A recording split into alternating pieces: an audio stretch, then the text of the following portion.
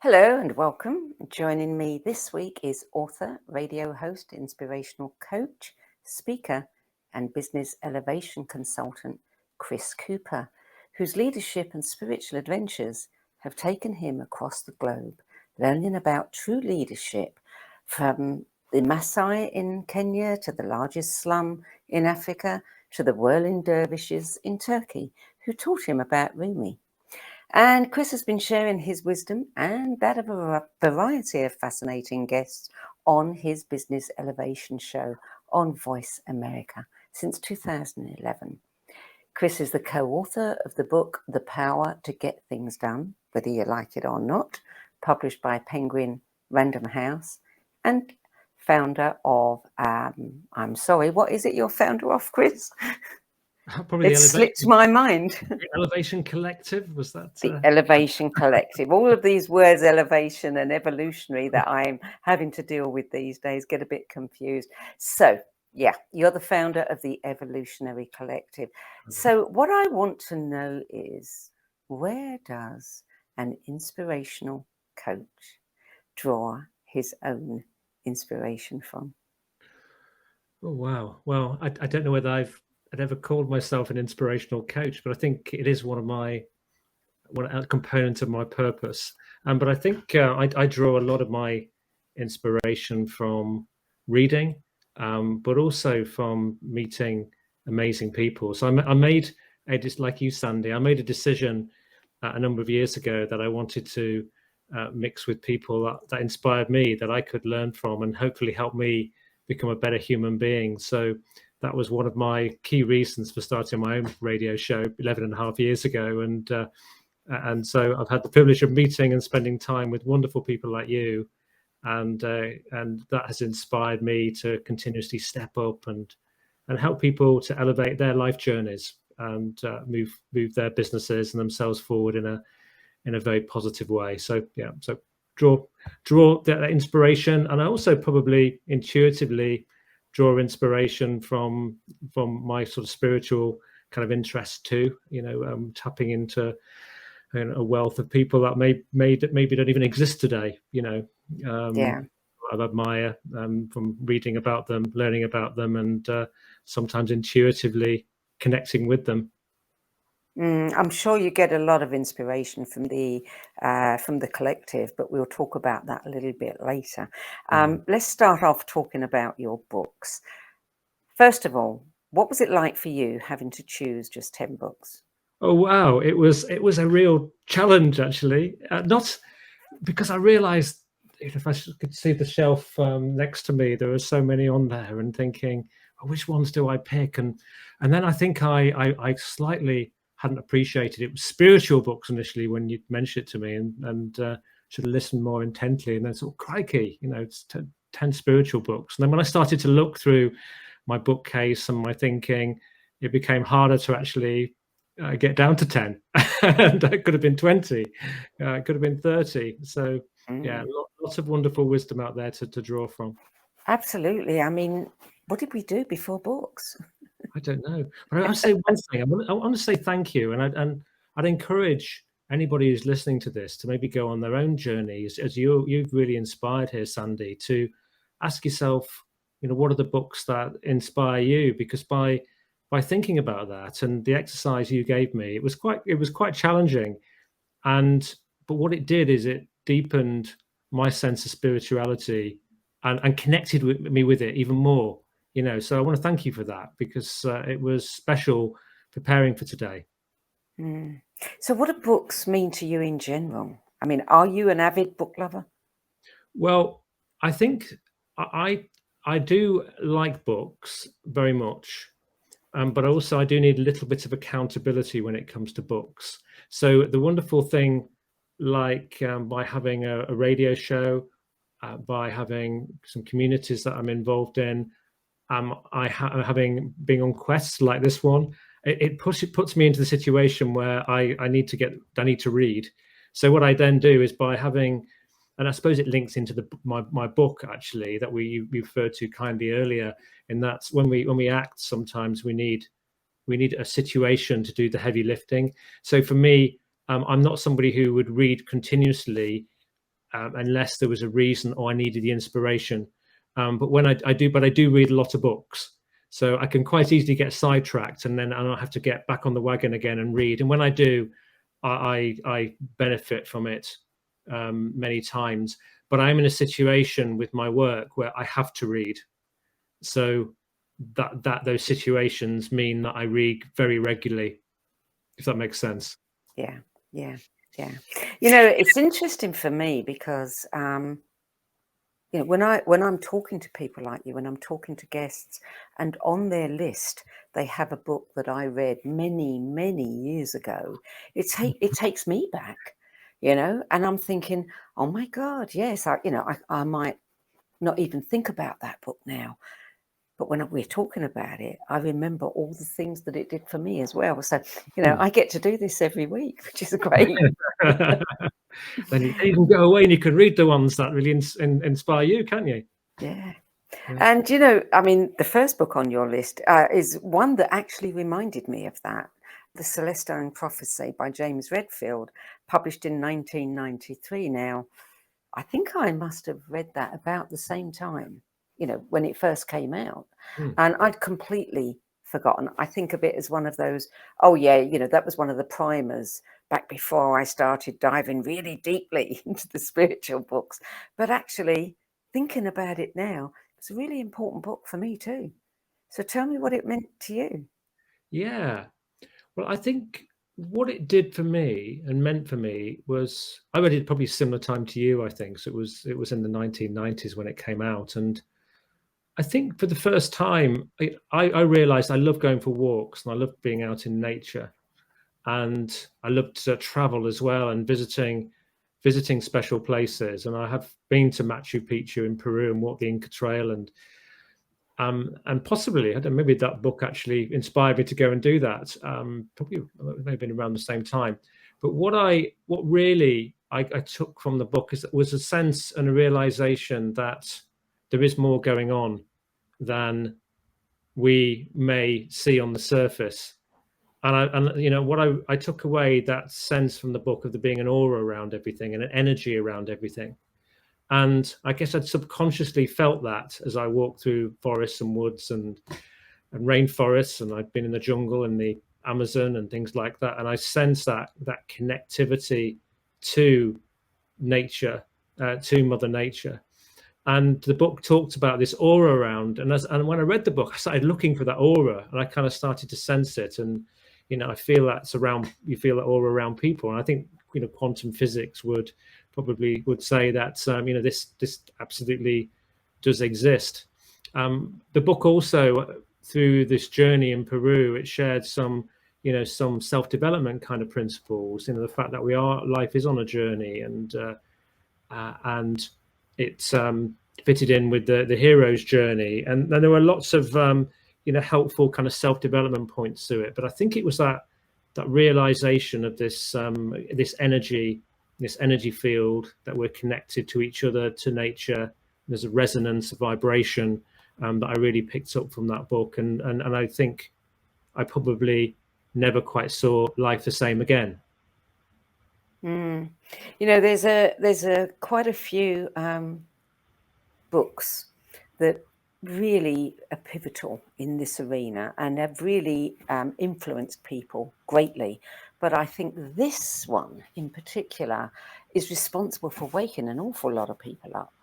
You know, it's often the first one that they read, and they suddenly thought, oh my God, you know, and like you say, they suddenly became aware of energy and how one could use it.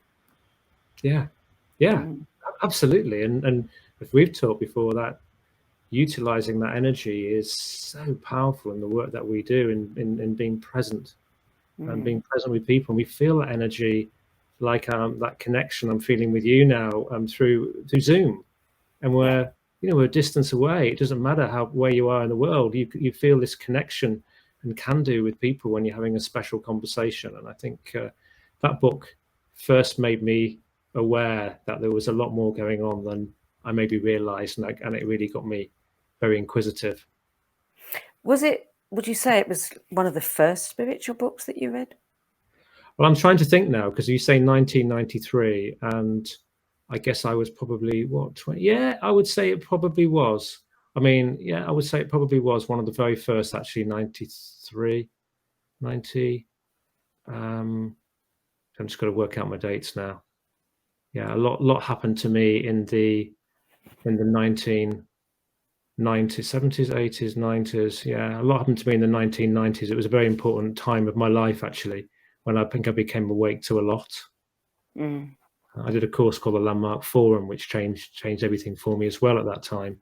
Yeah. And suddenly, I think being a northern lad from a tough northern town in the north of England, my dad was a steel worker. These weren't the sort of things we talked about in Scunthorpe. It was going away to college, to university, and then realizing once I started doing some self-development that there was a journey to be had here, and I was on it, and I started to look into myself and my own behavior, and then my connection to other things, I guess. So that was one of the first. Good. So the second book, and I don't know where this comes in your chronology of reading. I didn't ask you whether this list is in chronological order, but I don't think it is. The second book is The Awakened Brain, The New Science of Spirituality and Our Quest for an Inspired Life by Lisa Miller, published relatively recently, just a year ago. Yeah, so definitely not in order. This is one of the more recent books that I've read. And one of my show guests, I started to, inspired by you actually, Sandie, I started to ask my guests at the end what was a book that maybe changed their life and impacted them. And one of my guests said to me it was The Awakened Brain by Lisa Miller. And I have to say, I think it's an absolutely sensational read. I'd recommend it to anybody who's interested in the real, interested in, and a bit of the kind of the link between spiritualism and our brain. And Lisa was a psychologist, and she was helping people who were suffering with mental health issues. She was working with institutions, and the traditional approach had been to go back into the suffering, and to go back into the anguish of the situation that had happened, maybe find that the turning point where somebody's health would deteriorate. And of course, if you do that, you're just going back all the time into the problem, into the issue, into the pain, into the pain, into the pain. And what she realized was that these people were just living the pain day in, day out through the treatment they were getting. And then she had a group of people who were Jewish, and I think one of them said, "What are we going to do for Hanukkah?" or something like that. And the response was, "We weren't doing anything." But she went away, and she thought, well, actually, we could do something. So she got a little group, and they started to talk. And suddenly, everybody who'd been very isolated started to have a conversation. And she realized that when people are collected to something of meaning, then their mental health improves. So she then managed to get some funding to look into this area, because psychologists were very skeptical about this. And she started to talk to eminent brain surgeons and people who understood the brain, and they started to do all sorts of studies, and started to realize that actually our mental health is so much better when we are linked into a sense of spirit or religion for some people. And for me, it's more this sense of spirit and a realization that we're connected to more than just ourselves. And they realized that actually our brain has been designed for this. So the two, there's an achievement awareness that where we focus in our brains naturally, or maybe on setting goals and a vision and moving towards something compelling. You might call that, elevating your a business. Elevating your future by setting goals, being very tangible. But our brains are also designed for spiritual thinking, connecting with something deeper, connecting with serendipity, realizing actually that there's maybe something below the surface, an unforeseen world that is helping us, guide us, and move us towards what we want. And during the journey, what is lovely is the way she opens up from not being deeply spiritual herself, but to realizing, having a number of different situations that happened to her in her life that were far, far beyond a sense of probability. She had situations that occurred around children. You need to read the book, because they couldn't initially have children. They've now got 3.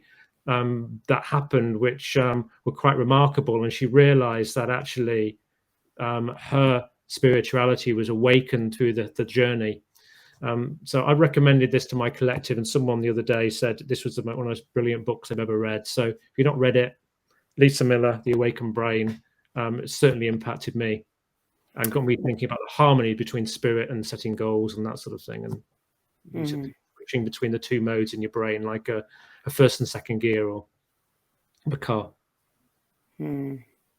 Book 3. This probably, I would say, would come out number 1 in all the books, that people have, and we've done over 100 shows now. The Power of Now, A Guide to Spiritual Enlightenment by Eckhart Tolle, 1997. What did it do for you? Wow. Well, I think what it did for me was the realization that the most important time is right now, and I think the importance of making every now count. So often we spend our time, we can be thinking about the future, what we're going to do tomorrow. You might be thinking right now about your tea or your dinner or your lunch. You might be thinking about a conversation or going to a bar or something you're going to do this evening or a piece of work. Or you could be thinking about the past and situations that happened in the past. So you could be, the other thing people think about is they think about when they're having a conversation often, do they like me or do I like them? But what they're not doing is they're not in that special moment where the magic happens, which is right now. This is the time that we can affect right now and be at our best. And I think what I took from the book was that if I made every now as special as I could, every interaction as special as I could, then perhaps the impact that I could have and the life experience I could have would be better. Now, I think that works really well in sort of coaching conversations and conversations like this. It's, when you're present. So I would encourage people, maybe, every time you go into a conversation, you walk through a threshold into a different room, you sit down with your spouse or your children, that you relish in that moment of now and be with them. And I think that's what I really took out of this book. It is a magical space to be fully present. And everything in our society today is actually taking us away from that. It's giving us all these little sound bites and these constant distractions, from this to this to this to this, taking us, we don't rest in the now anymore. No, and I think we have to make a conscious effort to do so. I've certainly pulled back a lot from social media over the since the pandemic, really. And I think, I think that has been really helpful because you can spend so, and I'm very careful with the news. I do it very sparingly. It's designed to get to us, to attract our attention. It's not always it's not a full reflection of truly what's going on in this world. The world actually is a kinder place than we do realize it, a lot of it. But I think what we have to try and do is just pull into the now and spend our time there, enjoy each moment. We don't know how long we're going to be here for. None of us do. It's for all of our lives are fleeting when you think about the length of history. So be present for people right now. Enjoy the moment. You're here right now. This is our moment. This is the moment, absolutely. So book number 4 is The Power of Decision by Raymond Charles Barker, 1968. That one. Yeah, I don't know whether that's one that's come up for you before. Never. Never. No, I read this one. I read this one 15 years ago, and he was he set up some kind of a spiritual movement. He was born in I think it was about 1911, something like that, and he wrote this book, as you say, in the 50s, 40s, 50s, 60s, that sort of time, and it's full of his work is full of a lot of wisdom, and there's some great kind of quotes through his work. But there's one thing that really intrigued me in his power of decision, and of course the power of decision, being prepared to make a decision, is really important to moving forward. And if we don't make a decision, that's a decision too, but it might have an adverse effect. But what I really took away in that decision making process was something where he said that ideas are seeking a home as much as you're seeking them. And if you have an idea, it may just be that that idea came to you because it was felt that you were a perfect home for it. And sometimes we might have these ideas and we might think they're oh, crazy. We feel insecure inside, and all this noise happens in our head, which says, actually, I'm not good enough. I couldn't do this. This is too significant. Haven't got the money to do it, etc., etc. But perhaps the idea came to you because it was looking for the perfect home, and perhaps you're the perfect home for it. Now, that idea might be, the book would suggest that idea might actually also be going to other potential homes because it's looking for, a place to embed and a place to develop and grow it. But it might just be that that idea came to you for a reason, and it came to you because it thought you were the person who could do it. So it could be that you're doing a disservice to the world by not following it through. Yes, that's such a good point. I, some years ago, kind of got the idea that ideas are like, a conveyor belt. And there they are, passing in front of us. And it's, do you want me? Do you want me? Do you want me? And lots of people may reach up, grab it. I mean, we always hear about people who suddenly had the idea to do a piece of research on something obscure. And there's one on one side of the world and one on the other. And, they're all doing it at the same time. So that's what I thought about ideas. And once I realized that, then I became very careful because, there are ideas that drop in and then you go, no, I really don't want to do that. And then you realize, I think that one is meant for me to do. Yeah. And now you've got to do it. Yeah. Yeah. Because it may be bigger than you. Yes. Yeah. And so which idea that's bigger than you have you followed? it's a good one. I think this community, the collective that I'm creating, I think that is bigger than me. And I had this idea that after 11 and a half years of my show, I'd met so many wonderful people. What would happen if you brought them together? And I have to be honest, I was quite nervous about doing that. But what I've found when I brought some of these people together, and a community is being created. These best-selling authors, very successful entrepreneurs, thought leaders.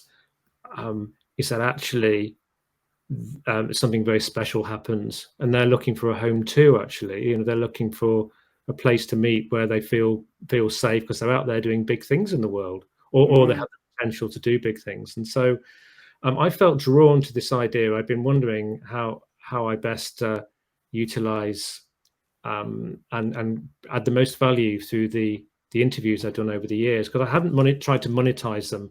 I've not tried to make revenue from them. For me, it was very philanthropical. However, I thought actually this idea came to me that I'm doing a disservice if I don't connect some of these people, because what could happen by some of them meeting? What initiatives could happen? Exactly. How, how could the world be improved? And we need to bring smart people together. So I think that was an idea, and it's starting to take form. And there are collectives with members within them, and a community is starting to form. And the feedback is that it's something really, really special. And the surprise to me, I guess, is that I meet all these wonderful people over the years, and maybe my own insecurity that am I the right person to host this? What will they think of me? But actually, they see me as essential to it, which is quite, feels quite remarkable. But it's meaning I've got to step up and grow, because these aren't easy meetings to facilitate. These are quite in-depth, deep, special conversations with very smart people. So yeah, that's something which is emerging. The show itself, like you doing this, it takes a little bit of bravery to start a show initially and interview people and ask them. And people might think you're a bit crazy when you start doing it. And you've done this for many, many years and are brilliant at it. And I'm probably 11 and a half years for me. That took a little bit of it, but once you get going, it just becomes a natural part of what you do, really. Yeah. I just think it's amazing how people get ideas and think immediately, I can't possibly do that. And it's hard. It is hard. But I think you have to take away that T and say, I can do that. What have you got to lose? Yeah. And it can be also, I think it takes bravery sometimes to hear an idea about how you can improve yourself and be brave enough to take it on. I was with a client yesterday, and we had done some work around her this chatter in her mind, and she pulled herself down a lot, and she had a lot of negative language. And so we've worked on this for a little while. And she told me yesterday, she said, Chris, she said, a few weeks ago I was thinking about you, and I was putting into practice what you'd said about reframing my mind as I watched my house burn down. I was looking at all the positives that were coming through, and I just thought, just good on you. I didn't expect you to utilize that in that scenario, but she was there, more grounded, more centered, because she'd been brave enough to take the feedback that I'd given and a strategy to do it, and she'd done it, and she'd utilized it in the most difficult of times. So that's brave as well, taking on lessons and learnings from books, following them through to better yourself. Reframing is a powerful thing, and more of us should learn how to do it. Open up that tunnel vision and look on either side. Okay. So let's move on to book 5, which in a way kind of follows naturally on from this, Falling Upward, a spirituality for the two halves of life by Richard Rohr, 2011. In front of me, actually. There you go. Falling Upward. So this book kind of hit me at a really good time in my life, because I had a couple of major surgeries on my stomach earlier in the year, and I actually nearly died from the first one. It went wrong. Both of them actually went wrong, but I've lived to tell the tale. And I think so I kind of fell over from being very fit and very healthy, and I used to do endurance a few years ago. I was doing major endurance events and things like that, to having to look at my own fragility and realize that maybe I needed to realize that my health wasn't great. And I think what I really took from this is that when you fall down, those are the moments where you look, you learn, and they help you on the up. And in reading that book, but other thinking, I realized how important all the self-development I'd done over the years, because actually I was able to reframe what happened to me in very positive ways. And I realized that actually there were blessings in it, that I appreciated life even more because I got through this situation. That actually I've got people who gone through far worse than I have, actually, and therefore I had gratitude towards them. And I actually went through the experience with only probably having a couple of hours of feeling down in 6 months of life challenge. And I think what the book really talks about, Richard he's a religious fellow. I think he's a priest in America and works in prisons. I'm not. I don't have a religious background, but what I really took out was the importance of these falling down for your spiritual growth, and how when you fall down, you step up, and also the halves of life. So my collective appeals really to people in the second half of their life, because in the first half people are focused on the outside of the vessel. So they're focused on earning enough money, and then having a car, having a better car, having a house, having a better house, getting the mortgage paid off, those kind of things, maybe status symbols, etc. But when we fall down and we have situations like I had this year, you realize that what's inside is far more important: kindness, humility, contribution to others, not self-pity, wisdom. So I think what I think the reading spiritual books do as well. They help you stay in touch with the inside of the vessel and what's truly important, not the outside, because you can't take millions and millions of pounds away or dollars away with you. I did courses years ago with all the sort of American gurus, and it was, do you want 5 million, 10 million, 20 million? At the end of the day, it's about being the best human being you can be. And whether you have all of that money or you don't, it won't make a difference probably to how many people turn up at your funeral one day. Yeah. And how much good you've done. Yeah. Well, we're going to take a short break now. So when we come back, we're going to talk about my big toe. But not my big toe. Not big toe. Are you going to not demonstrate? My big toe. Whose big toe? Stay tuned and you'll find out. We'll be back in a few moments. Maya Angelou once said that there is no greater agony than bearing an untold story inside you. I'm Sandie Sedgbeer, and when I'm not hosting OmTimes Media's flagship radio show What Is Going On and the No BS Spiritual Book Club, I help people share their untold stories. Books are my life, my joy and my passion, and there is no greater reward than helping aspiring writers get their books out of their heads and into the hands of those who are waiting to read them. If you feel that you have a book in you but don't know where to begin, visit Sedgbeer.com. Click on the Work With Me tab and find out how my experience helping others tell their stories might be just what you've been looking for. That's Sedgbeer.com, SEDGBEER.com.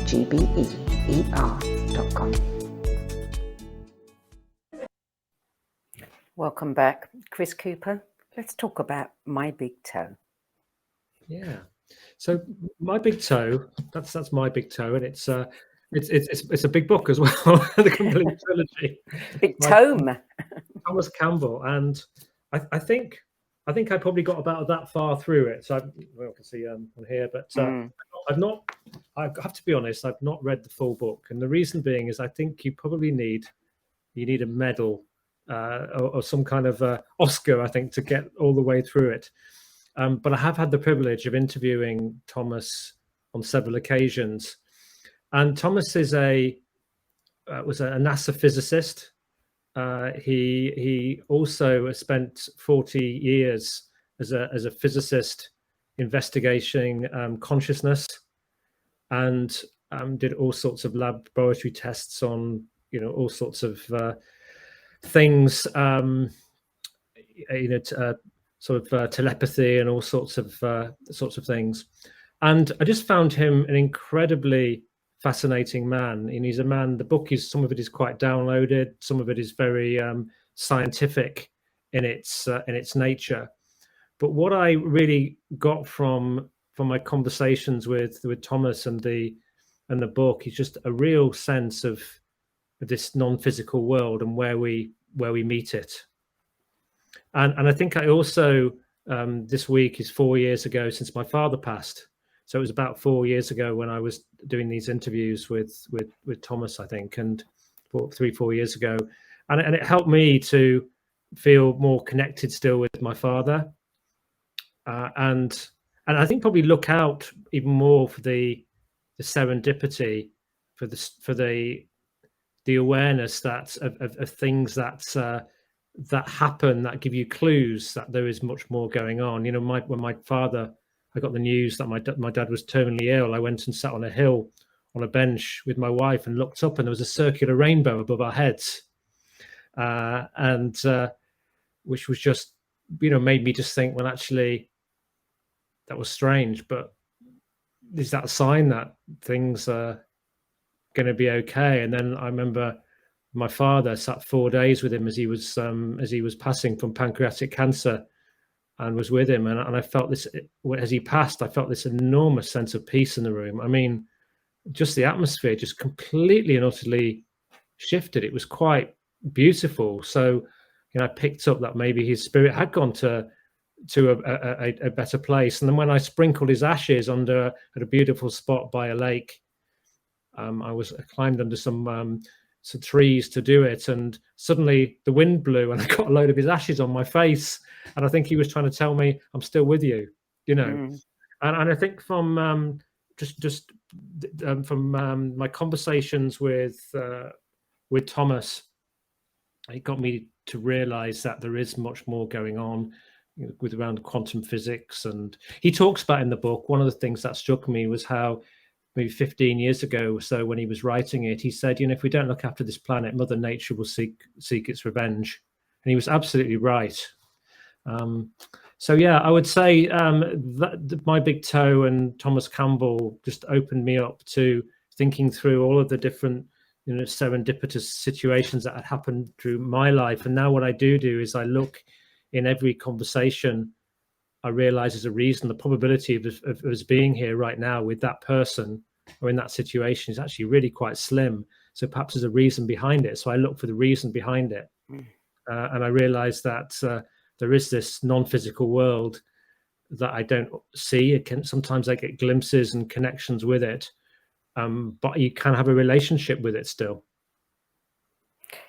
My Big Toe is a trilogy, isn't it? And the first book is Awakening. Is that book you've got there just one book, or is it the trilogy? It's the trilogy, so that's all. That's all three in one. Hence the size. And I think he actually wrote the trilogy in one go. Actually, I may have to go. I mean, what a task! It is incredible. I mean, I look at the book now. I'm looking now, and it is. I've written all over it. There's just it's underlined all over in the book with amazing kind of quotes and wisdom and reflections. Yeah, I must go through and finish it, but I don't think there's any. I should be ashamed that I didn't, because it goes deeply into philosophy, physics, and metaphysics, and it's not light entertainment. It's not light, light read, but it is a special works. Yeah. With lots of wisdom and lots of insight from it, that I think you could probably spend your lifetime studying, actually. Yeah. And I don't know about you, Sandie. I find sometimes when I go back and read a book at a later date, maybe my consciousness has shifted and I see new things in it. Yes. But sometimes there's a time for a book when it's right. Absolutely. Yeah. Yeah, I've done that. I picked up a book, tossed it aside and said rubbish, and then refound it a few years later. This is the best thing ever. Absolutely. Yeah. So book number 7, Humankind, A Hopeful History, Rutger Bregman, published in 2019. Oh, what a book. What a book. I was sent this by Nick Haynes, who's a good friend of mine, and is originally his background was Chinese medicine, but he's a kindness expert. He's created something called the 5 Institute and a methodology. Lovely, lovely man. And he after I interviewed him on my show last, he sent, maybe before actually, he sent me that book as a gift. And I love that when people do a little gesture. You put a lot into these things, and little gesture that he did, that was beautiful. But he did it for a reason, because he knew that I really cared about kindness too. And it's so easy to get disillusioned in this world that actually it isn't a kind place. You believe the media, you look at what's going on in parts of the world like Ukraine and politics, and you can easily get down on the world and down on people. And I hear someone this week someone was giving an argument that people just aren't kind, etc. But actually we were kind of born kind, really. We may be in our communities, we can become very protective of our communities that we belong, and because we like to be together. When we're like kind of puppies, we love to be, like mine do, I love to play together and be together, but we can get quite competitive and with other cultures. But what the book does, it really goes through the whole history of and explains why actually we are kinder, and how we might get misguided by the likes of the media and government and politics, and I think what I've realized from all of my shows and all the conversations I've had over the last few years is that we have to be really, really careful to not allow people to hijack our subconscious minds. We can easily go down conspiracy theory lines, and video is very powerful today, and communication can be very powerful, and we sometimes may find ourselves doing that because we meet a community of people that we like. But just take real care to make sure that we really do seek the truth. And I think Rutger's book, he's a very young man. It surprises me somebody can be so smart in his 30s to write a book with that level of research in it. But it is a special read, and it's an important read. But anybody who deals with people, I think, and cares about people, and hopefully you'll come out of it with a greater sense of humanity and connection to humanity, and take a little bit more care of what you're exposed to. You know, and all the research shows that kindness, generosity, volunteering, people who undertake that as a way of life live longer and are healthier. Yeah, absolutely. You get that lovely warm glow maybe when you've helped somebody who needed it. It doesn't hurt to go through life being as kind as you possibly can, and as caring. And we all have a duty, I think, to try and rebalance the world at the moment, and we talked there about reframing our thoughts if we get negative, about being kind. At the end of the day, most people, they just want to have a roof over their head. They want to be comfortable. They want to have friends. They want to get on with their neighbours. Maybe they like to have a holiday. They want to connect with others. They don't want all this trouble and strife. And wherever I've been in the world, I've met lovely, beautiful people. Sometimes the regimes aren't nice that control them, but there's lovely, beautiful people, and most people want a simple life and want to get on. Yeah. How true. So, book number 8, The Beautiful Business, an actionable manifesto to create an unignorable business with love at the core. Oh, yes. By Stephen Morris, 2021. What a lovely premise. Stephen is a lovely friend. I'm very honoured. He's part of my community. He's a lovely man. He's an artist as well as based in San Diego. He's an artist as well as a very successful business person with a background in kind of marketing and strategy. And the thing I love about Stephen Morris, and I should also mention Libby Wagner as well, who's a close friend of Stephen and ours, and is also part of my community. She's a poet. But what Stephen and Libby both possess is a real artistry, an artistry around language. And I think what Stephen beautifully articulates in this book is that business can be beautiful, and we can create a beautiful business. We can be kind to each other. It can be based on love and caring. And he also puts in the book his photographs that he's taken and some of his artwork as well. But the book is almost quite meditative, and he's a deep man. He's a spiritual man, but he brings a level of beauty to language that sometimes leaves me slightly out of breath. It's special, and his book does that as well. And I was talking actually to another good friend, Wendy Keller, Keller Media, who's a very successful book agent in the US, and just by serendipity, she said, "I've just got to order a new book today." She said, "I'm just reading a book called A Beautiful Business," and I said to Wendy, I said, "Well, it's by my good friend Stephen Morris. She's doing really, really well. This book, people are really connecting with it." And I think that's also encouraging when you hear that, because it means people are connecting with kindness. They are connecting with love. They are realizing that business is the way forward. Business can be the solution. It should be the solution, not the problem, to some of the issues we have around in the world. We just need to change our thinking. And I think Stephen's work helps us to do that. So yeah, he's a great man. It's a great book. Number 9, The Essential Rumi, Coleman Banks, published in 1293. So it's an old book, but I don't have a date for when this particular translation was done.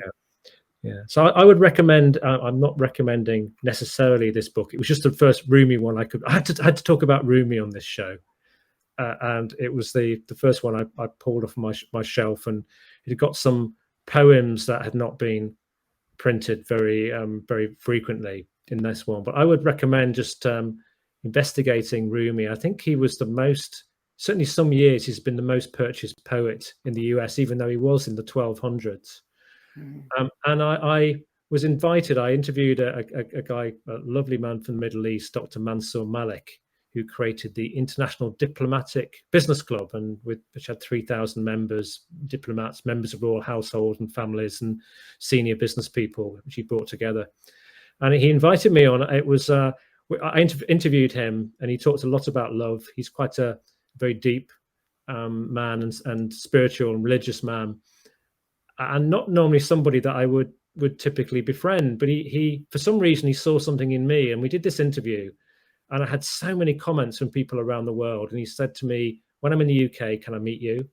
And we met. And he took me to the Ritz for lunch, I think it was, which was really, really kind of him. But he said, would you consider coming out to Turkey? Because I'd like to take you and I'd love you to experience the Whirling Dervishes, because I love Rumi. And I think it'd be very interesting for you if you came. And he invited me with only 3 weeks to go before Christmas. And it was the week before Christmas. I had only 2 weeks to get organized and go. And I've had lots of opportunities to do things in the past, and I've not taken them up. And I thought, should I go? I don't know this guy. Should I really go to the Middle East, to go to Turkey to meet him the week before Christmas? Will I get home okay? And all this went through my brain. But intuitively, I checked in, and it was very clear I needed to go. So there I was. I turned up in Konya in Turkey, and Mansour is the most amazing man. I mean, he's like the Pied Piper of Hamelin. He has a presence that just pulls people in. He has an energy that just pulls people in the streets to him, and often he would then go and take them out for dinner. It was just remarkable. And we visited Rumi's shrine. We visited the Whirling Dervishes. We watched the as an annual event in Konya in Turkey, where the Whirling Dervishes perform every year. It's live on TV. The Whirling Dervishes are on the Turkish currency. The head of the Whirling Dervishes is revered. And we got to sit and watch the Whirling Dervishes. The following day, I interviewed the head of the Whirling Dervishes. I met a member of who was of the Rumi a bloodline, who runs the Mevlana Foundation, which is the foundation around the works of Rumi in Konya. And I met a wonderful hotelier who runs his hotels based upon the principles of Rumi. Is it time for me? Can I just read a poem? Yes, go ahead. Yeah. So I'm just going to read this to you, and for link in with my stay in Konya, and I'll explain what happened. Now, this poem, the lines from this poem are actually written on the staff doors of this particular hotel. It's in Konya in Turkey, and they very much run their hotel on the principles of Rumi. And it goes, in compassion and grace, be like the sun. In concealing others' faults, be like the night. In generosity and helping others, be like a river. In anger and fury, be like the dead. In modesty and humility, be like the earth. In tolerance, be like the sea. Either appear as you are, or be as you appear. And that poem, when I left, so my plane, it was a week before Christmas, and I was looking, and there was thick fog in Konya, and the planes were delayed for 2 days in the end. It could have been, I could have missed Christmas and getting home to my family. But because in generosity and helping others, be like a river was one of their mantras. They said to me, look, your plane's delayed. We'd love you to have an a la carte meal on us, and we'll give you all the help we can to rearrange your tickets. And it was frequently, my tickets were changing all the time. It was all in Turkish. So they were helping me. And when I left, I'd stayed 2 extra nights, and they wouldn't let me pay for them. Wow. Would I recommend people go to that hotel in Konya? And I'm regretting greatly, I can't remember the name of it right now. It was a Novotel, actually. It was a Novotel, believe it or not. And I had the most amazing experience with Rumi. There's another one I love. Your body is away from me, but there's a window open from my heart to yours. And I thought about that when my dad passed. Yeah. Thought, actually, I'm still connected. There's still a window from my heart to my dad's, and I connect in with that. We're still together even though we're apart. Yeah. And I go for walks sometimes, and I talk to him in my head. Still, we're still connected, even though he's passed. So there's some wonderful work in Rumi. So I just want to talk about Rumi. Yeah, well, you're not the only one who likes to talk about him and read him and quote him and live. And all the denominations of those the religions, teachings. they all loved him. There was no, Yeah. he was all not divisive in any way, not very collective. So your final book, number 10, Fearless at Work, Timeless Teachings for Awakening Confidence, Resilience and Creativity in the Face of Life's Demands by Michael Carroll, published in 2012. Yeah. I also have had the privilege to get to know Michael, and I've interviewed him a couple of times. And he's a former Disney vice president, but had a real and worked for things like Simon and Schuster and companies like that. But when he left Disney and Schuster, he wanted to follow his interest in Buddhism, and therefore he's been a Buddhist teacher ever since. But what he's done, he's combined what he's learned from his Buddhist practices with tangible business, and what he's done, he's kind of translated. It's talks about, and this is Fearless at Work. Lovely picture there with an elephant. Timeless teachings for awakening confidence, resilience, and creativity in the face of life's demands. And I really found in here, there's some really good lessons in here. I've read so much about business. I read about business. I talk about business all the time. But there were some new, ideas that came out of this book that that probably deepened my, my thinking around business and the importance of mindfulness within it. One of the things I took away was from the book was just always being prepared to lean into difficult situations and not let them manifest. I think that was so easy, isn't it? When there's something awkward, it's there's an elephant in the room, it's difficult. But by leaning into those situations, we can stop them getting far worse. Yeah. These situations going to result in, major bust-ups, businesses collapsing if you don't lean into them. So just having that ability in a kind way to lean into those problems and resolve them, even though it might feel hard, it generally results in a much easier life and greater happiness and success. So I think one of the ideas that I took from this was always to lean in, which does actually mean that my customers often get me to lean into their elephants for them. Which is, I've got one tomorrow. What challenge that they issues they can't quite face dealing with in their companies themselves. But I do that with, I'll do that with grace and humility and presence, and usually in intuition, and usually we get out of those situations with a very positive outcome. Yeah, indeed. It's interesting, isn't it? I mean, business books can be every bit as spiritual, as a religious book or an ancient text. Every bit. Absolutely. There's timeless wisdom. I mean, we've been trading with each other for rather a long time, and we've been drawing on influences because it's not easy, is it? And No. my work, I deal with it's people for me, developing leaders and teams and cultures, and it can be a messy business when it comes to people. You need to draw on all sorts of wisdom. That's what I love about these books. Actually, I love the timeless wisdom, and which can actually make you more effective. And I'm fascinated to get older with the concept of wisdom, actually, about being a wise soul. And I think it is a combination of what you read, what you learn, a combination of who you're being, your presence, your kindness, your authenticity, your integrity. Yeah. And when I meet people who I think are truly wise souls, they usually combine a lot of lack of judgment, a lot of these qualities. but then they're drawing on all sorts of sources to help bring positive solution. Yeah. Well, that's your 10 best list. Now let's talk about you.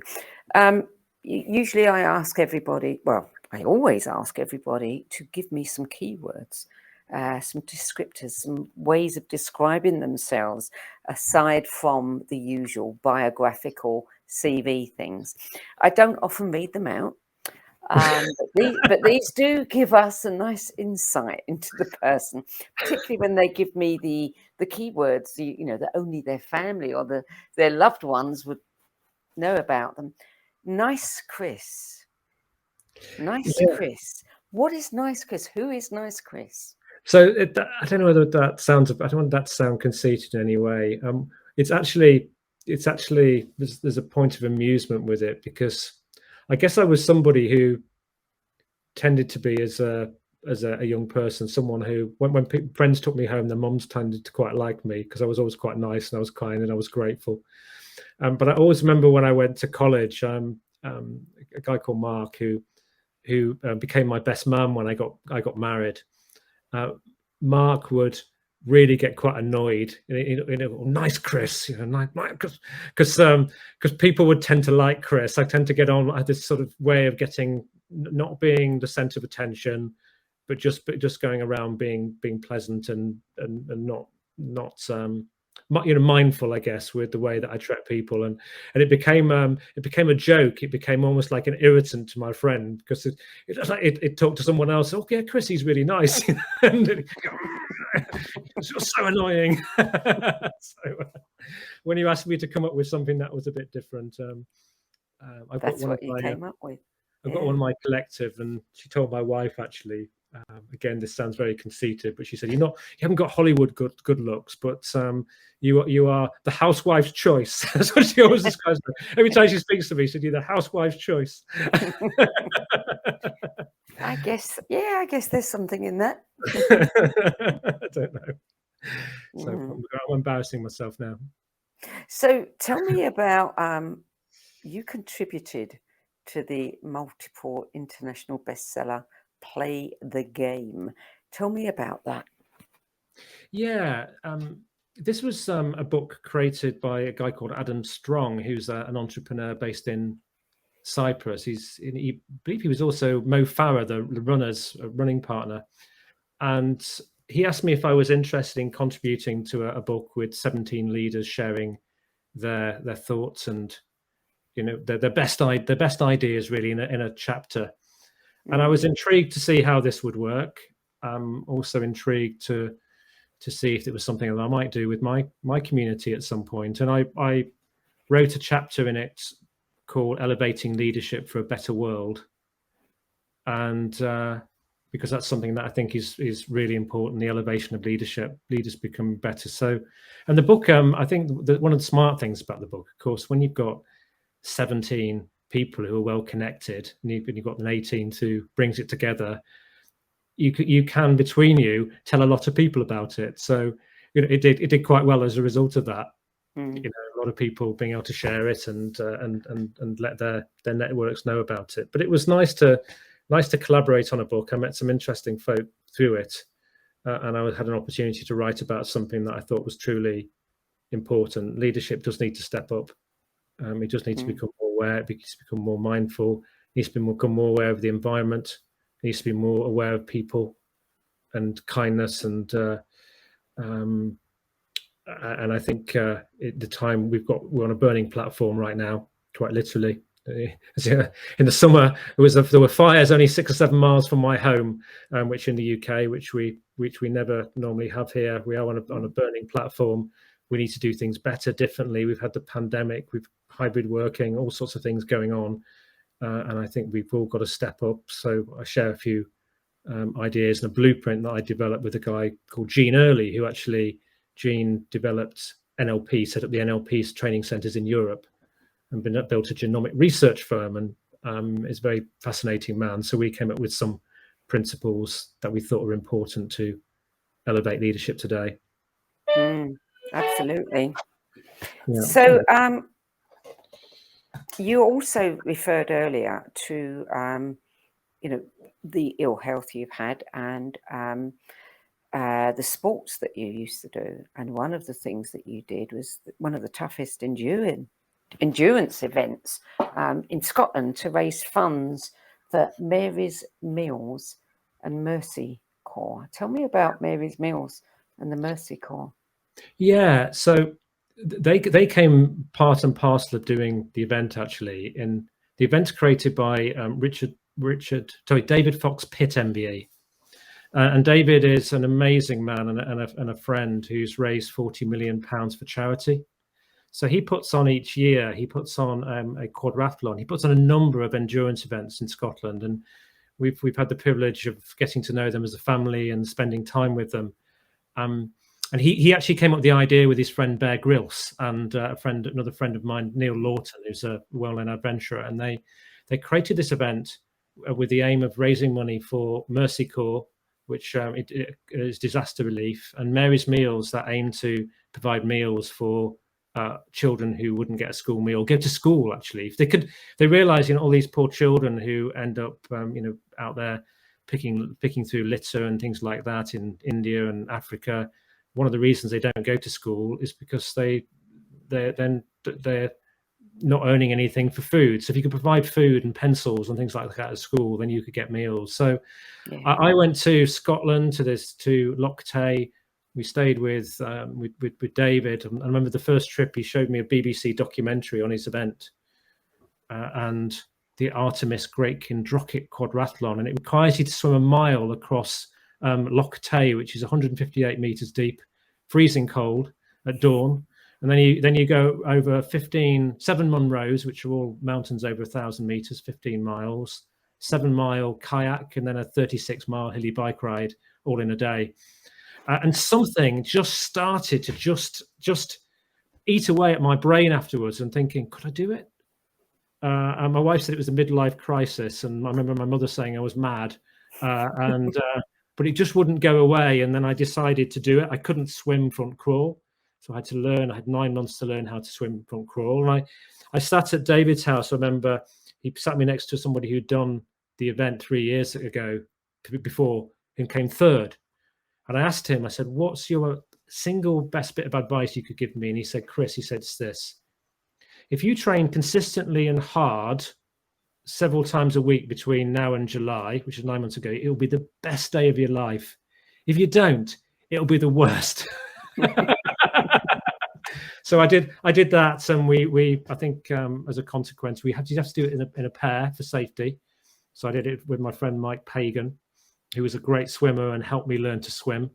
And we I think 150 children gained a free school meal for a year, and the other 50% of the money went to Mercy Corps for disaster relief. So that was great, and hopefully I'll be up to doing something like it again. Maybe I think I've injured my feet too much from it to run, but I'm sure I can get on my bike or swim and do another challenge in a next year, maybe, or the following. So Sandie has apparently had a broadband issue. So we've come to me. So you've just got me. Oh no, she's back. Brilliant. I'm back. So clearly it was my end. I thought it might be your end. So where did we lose you? I was just about to ask you what you're reading now, and presumably it's not My Big Toe. Oh, good. Crikey me. What am I reading? I've got a list. I've got a pile of books at the moment. I have a book called An Officer and a Gentleman by Mandy Hickson, who's a fighter pilot, because I'm interviewing in a couple of weeks. I'm also reading Sacred Nature by Karen Armstrong, which is spiritual. Yes. I've also have on the go Deep Heart by John Prendergast, which, that's really, have you got a minute to just talk about that one? Something that happened to me. Yeah. So I was reading Deep Heart, and I had an idea from it to spend a day making decisions through my chest area, through my heart area, rather than my head, from a kind of loving place. And I have 2 children who are 12 and 16, and the 16-year-old has a girlfriend. And I took the three of them. My wife didn't come because we just got a puppy, to Alton Towers, which is a theme park in the United Kingdom, a very popular one. And this could have been a bit of a disaster, because I'm still getting my health a bit around. I feel a bit nauseous because I've had this chest issue, and we're going on all these theme park rides. But I decided that I would make my decision purely through my heart that day and just go with the flow. And the theme park that day, for some reason, was open for 12 hours, which is a lot longer than usual. So we get there at 9 in the morning. We're there till 9 at night. And I just went. I didn't worry about the cost of food or what it was costing me. I didn't. I spent my time in the now. And my youngest son, who doesn't particularly like to hug you because he doesn't like to feel your bones, it's a young 12-year-old sort of thing, spent probably 25% of the day with his arm around me, and we just had the most wonderful, loving, kind day together, and we didn't have a single squabble, fallout. It was just a delight, actually, and I put that down to getting this out of the way and just trying to do my best to stay in there all the time, and that came from the deep heart. And the mirroring, what's going on around us is a mirror of what's going on within us. Yes. Yeah. Yes. Yeah, that's a lovely example to share. Thank you for sharing that. So one last question. This is something that I'm doing for another research project. When you look at the world today, we all know what's happening in the world today. What, for you, what would it take to secure the future of your children and your grandchildren? Whoa. That's a big question. Your opinion. What would it take? Oh, my word, I'm going all over the place in my mind with where this conversation could go. I think it requires leadership to step up. It requires people to come together rather than allow themselves to be pulled apart. It comes down to looking at what is truly important: kindness, love, connection, authenticity. It comes to being a positive agent for change and being prepared to stand up for your convictions, but being aware of some of the consequences. It comes down individually to watching the way that you behave when it comes to your own, your recycling, your use of fossil fuels, what you eat and consume on a personal level, but also on a business perspective. I think it's important that we and in my field, when it's just a lot of coaching and working with organizations, it's being a bit more assertive with getting onto the agendas what's truly important right now. So coaching used to always be about asking questions. Well, I'm much more active than that now. I'm a kind of a mentor to people too, but I will guide them, and I'll guide them to a better world and a better company and making a contribution. So I think it's all about doing our bit. It's about using our time well. It's not ensuring we're not getting drawn into cynicism and negativity and anger and rage and frustration, but keeping ourselves in a positive mental state, and each day working towards a better world through our own work. I think is important. And there's more I could say and talk. I worries me about some of the people that get into power. Yeah. And their lack of humility, their lack of conscience, actually. But maybe we need to raise our conscience to attract the right leaders. Yeah, absolutely. Well said, Chris. Well said. Chris Cooper, thank you for adding your 10 best list to the No BS Spiritual Book Club's library of recommendations. Before we close, will you please share where people can get in touch with you or learn more about you? Yes, sure. If you want to connect with me on LinkedIn, is a good place to connect with myself. We have a website. It's going to get completely revamped soon, which is chriscooper.co.uk. You can connect with me. You know, I don't mind people if you want to email me. It's chris@chriscooper.co.uk. Please don't send me spam and junk, but please do. And if you want to connect with me on, say, LinkedIn, could you let me know where you heard from, you know, this from, you know, from the show with Sandie? Because I get so many requests from people just to connect in LinkedIn. I don't connect. But when I hear from where the source came from and why you're connected with me, I'm always happy to do that. So I think, yeah, and do my show is the Business Elevation Show. It's on Voice America. Just Google Business Elevation Show, and there's nearly 500 episodes in there of content. But Sandie, I want to say, you know, I want to say full respect to you and thank you so much for inviting me today. I think what you're doing is fantastic, and it's inspired me. Having to think through these books has taken me on a journey to deepen my connections with spirituality. You're a great person, and I just want to acknowledge you and send lots of love to all those people who listen to this. And just go out there and do your bit. Be present in the now. Keep yourself positive. Reframe your mindset, and look in your sphere of work how you can contribute to a better world through your work. And don't get dragged into the negativity. Avoid the news, the negativity of the news. Keep yourself up there. Manage your own mental health. Live a great life and inspire your kids and those around you. Very well said, Chris. Thank you so much for that.